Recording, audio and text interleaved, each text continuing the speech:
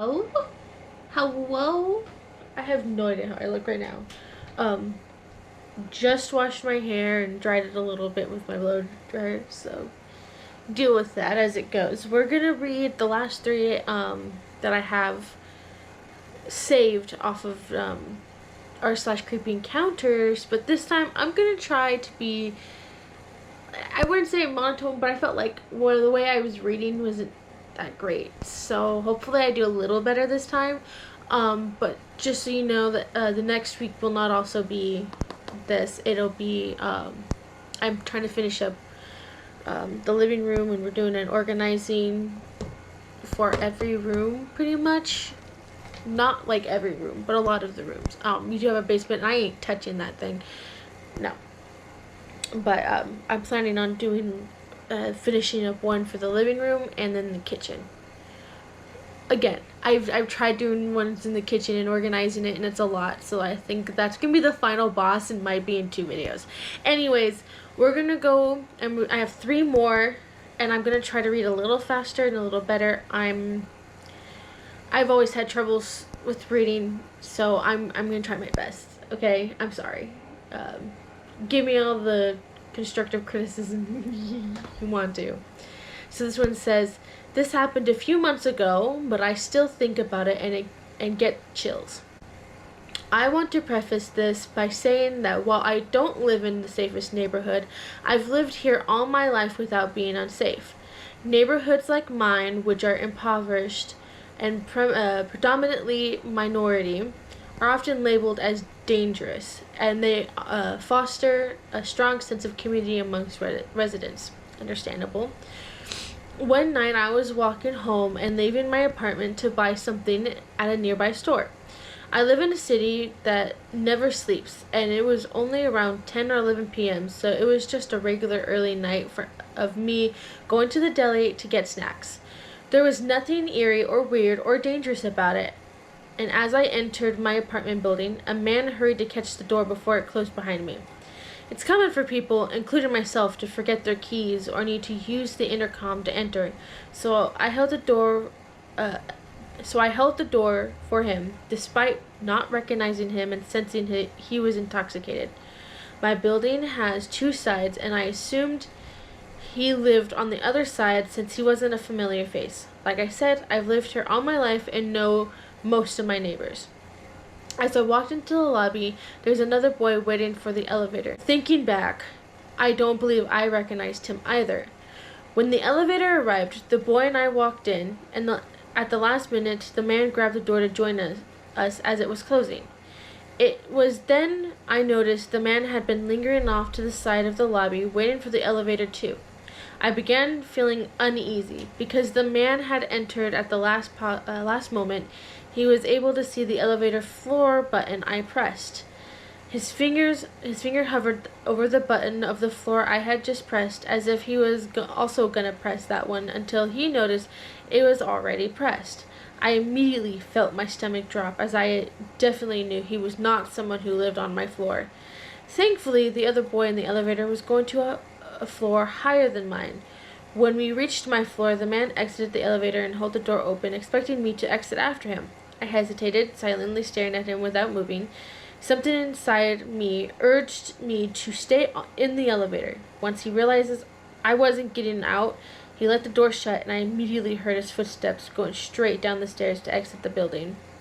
I stared at the boy, wondering if I should say something, worried he would think I was weird for staying on the elevator even though we passed my floor. I didn't say anything. We reached his floor, and he silently got off, and I took the elevator back down to my floor. I went in my apartment and locked all my doors. What scares me the most about this is that my parents were out of the country, so if that creepy man would have forced his way into my apartment, I would have been alone. I don't know if he was really after me or if I made this whole thing up in my head, but I have never had a feeling of intuition or uneasiness like this before. Looking back, I wonder if that boy was a guardian angel. But, like, honestly, that is terrifying, and I'm glad that she followed her intuition. One of the things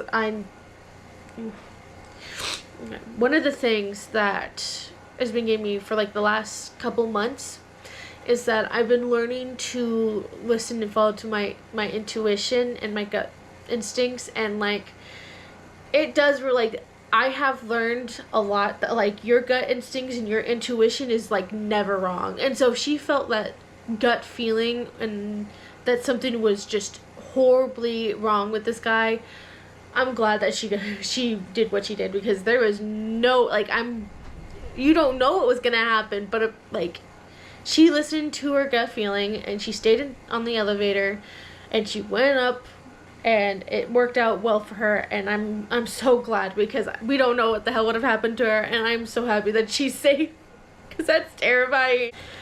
Alrighty, so here's the next one. It's called I Was Too Sleepy to Care. This was in Germany in 2014. After 2 years of stagnation, I decided to do something with my life, and despite my parents' opinion, I moved out. I also decided to continue my education, but in order to do so without help, I had to start 2 jobs.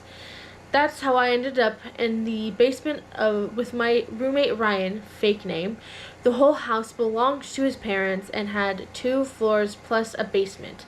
The second floor was occupied by an older couple, the first by a woman who I've seen twice during my whole stay. The ground floor was empty. Honestly, living there was awful. Even without the older couple fighting, our ceiling was constantly leaking and the windows were in a place where people could access them from the street. They would often stare at what we were doing, and we had drunk people peeing on our windows or kids trying to take something off the windowsill or to get in. Summer was a nightmare. But after 2 or 3 months, I was so tired that I stopped caring. You want to watch me undressed in my own room? Fine. Another colony of spiders in our bathroom? Well, I guess my arachnophobia is cured. Time for a bath. Ryan taking my stuff without asking? Who cares? 2 years later, it's 2014. It's August and I'm sleep deprived, but I finally have a week off. No studies, no work, no responsibilities, just some good rest. So I lie in bed and sleep all day, but around 4 p.m. I start hearing sounds. Lots of shuffling, slamming doors, and quick footsteps. Before I was fully awake, the door to my room opened. Someone grabbed me and started shaking me, saying, "Get up!" Okay, I opened my eyes. My first and only thought, Ryan? This man looked nothing like him. Ryan had long black hair, was very thin, and always wore a green hoodie. This man was much taller, more muscular, and bald. But yeah, my brain saw all those differences and still thought, Ryan? I remember saying, "What, can't you see I'm trying to rest?" And then I turned to my left side. Ryan didn't leave though. He tugged me again, still saying, "Get up." I said, "No way." And then, "I don't care what you did this time, get out." That was probably a lot less coherent and understandable. Well, Ryan left, and I heard him moving around our house for a while and making noise, and then I fell asleep. 2 hours later, Ryan wakes me up again.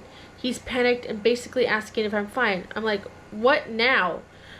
Our kitchen and Ryan's room were destroyed. We also lost our laptops, my phone, Ryan's games and manga, some food from the fridge, and, for some reason, my notebooks and a cheap, small Bulbasaur figurine I kept on my night table. After this, the police arrived quickly, and thanks to the neighbors and their cameras, we had footage of the tall, bald man entering our property around 3 p.m., spending a while hanging around the front, and then going to the back. The police were not happy to hear my part of the story. They looked at me as if they were wondering how I managed to survive so many years. Ryan's parents were even less impressed. They spent days complaining about me and making up a story about how I should have fought and protected the house. My parents tried again to convince me to move back. When after 3 weeks the situation only became more irritating, I packed my bags and actually did it. After that, I had a few conversations with the police, but as far as I know, the burglar was never found. That is insane. Like, just the nonchalance of not caring. Like, you have to be to a point of things just not going your way to have just not cared at all. One of the comments says, I wonder why he was trying to get you up. That's so strange. If he was going to do something else, he would have just done it while you were asleep. I tried to believe that he simply didn't know I was home and my presence in bed surprised him. Yeah, probably. It probably did surprise. That is insane. Like, I wonder if they ever got theirs. Like, it's just weird. And I'm like, first of all, the people getting mad, like Ryan's parents and like some of the other people in the police, like, I get it, but like, you know, at some point you don't know how people are gonna react, and also, I would not fight. Like, whatever, I'm not that strong. What the fuck ever.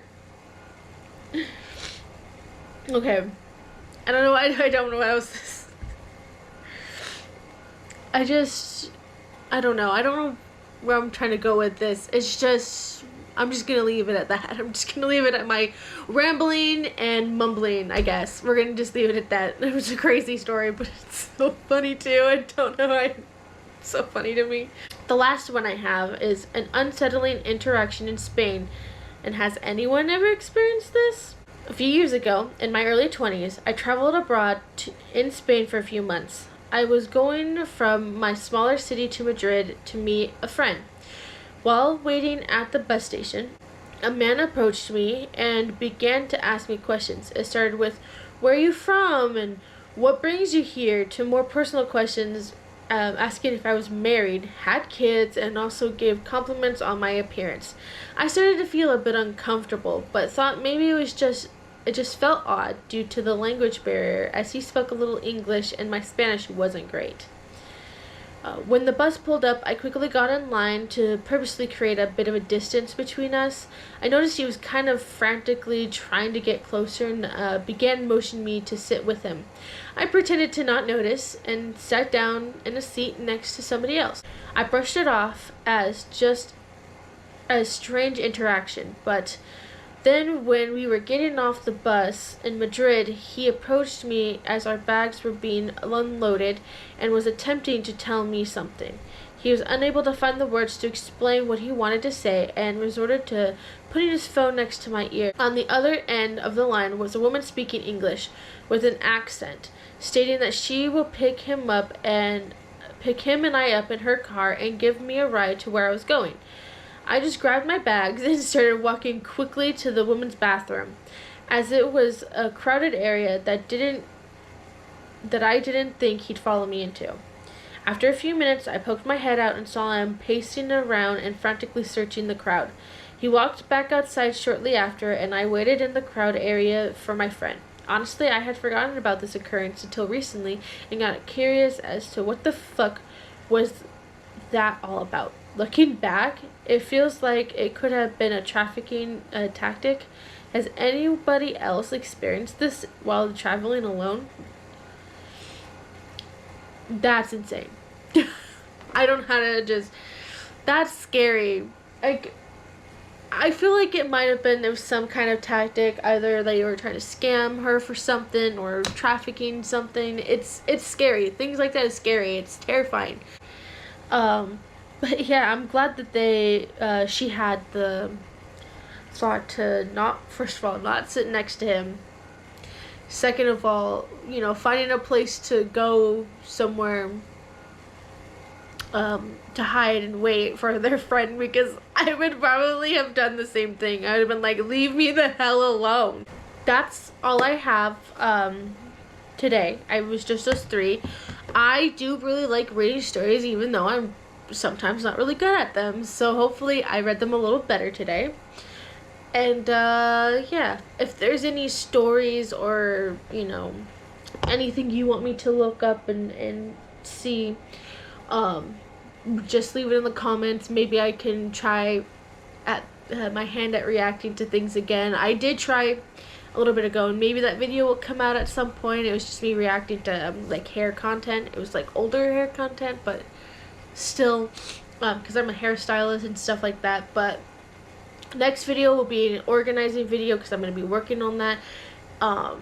And hopefully, yeah, I don't know what else to say. This week has been insane, and I hope everyone is doing perfectly, like, wonderfully. I don't know what else to say. Yeah, and everyone, please stay safe out there because it's insane out there. Bye, guys.